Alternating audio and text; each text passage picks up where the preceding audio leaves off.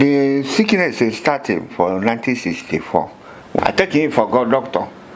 Doctor, you go give him injection like that, one injection. No do anything. No feel worker. You no feel go reach here to here. Just as you hear from the husband that this woman, they have very clearly written off that after just 2 months of taking alkaline PHFX water enhancer, got back on her feet and is not just moving but has recovered fully and is doing just about any normal thing any normal person will do. Veronica Honora. Abu onye nara nkano. Anyị bikita ibe agwa n'ike. Ibe. Ihe menu bụ na ana m ekene Chineke. Bugodo onye m na-ekene na mbụ maka Chukwu chọrọ ka m dị ndụ. Maka na otego ahụ abido wee na-aya m otego ezigbote aka. Ngagharịcha ada m enweta enyemaka m ofu ebe nwere ebe m na-enweta. The sickness started for 1964 when I married this my wife. Eru ibe ji m kwuru. Ka bido ya ba m o. Ọ na-aya m bụ asị na ọ bụ poison azọta. Kedu ka o si eme? Ọ na-ata m n'ọkpụkpụ. Ataghịchika m ọkpụ m niile. Ikpere m.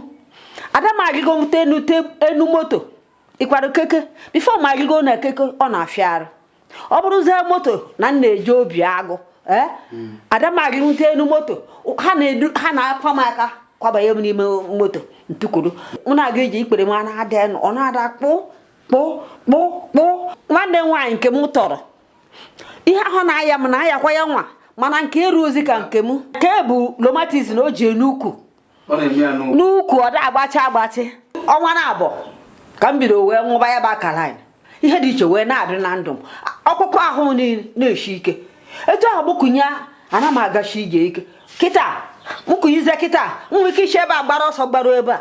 Mgbe m nwa bido wee gotewa alkaline a. Akpọrọ m nwa m nọ n'Aba. Ọ sị m na ọ dị ka ma adanagoro ndị 419 nchi aya ọchị nchi adị mmabeghị.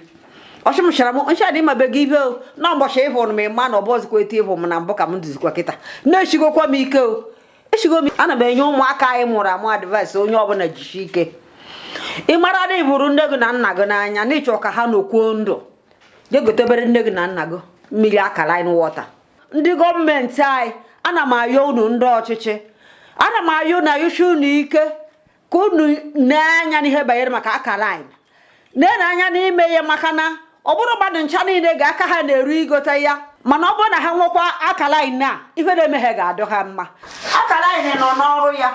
Asịkwa m ụkwụ ngasị na alkaline ahụ n'ụlọ. Ọzọ Igbo ndụ.